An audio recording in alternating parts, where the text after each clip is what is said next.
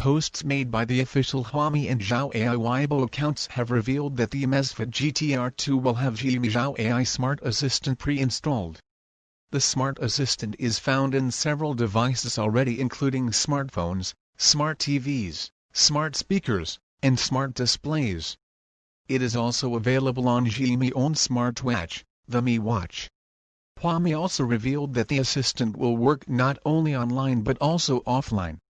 The manufacturer also released a video comparing the Amazfit GTR 2 Smart Assistant to that of the Apple Watch, which has Siri on board. Seeing as the watch will be getting an AI assistant in China, then the rumors about the global version getting Amazon Alexa AI assistant should be true, since Xiao AI is sort of limited to China. Huami has also revealed that its upcoming watch will come with NetEase Cloud music. The watchmaker also announced that it has partnered with health app maker, Prudential, to bring the features and services of its Pulse app to Amazfit smartwatches and fitness trackers.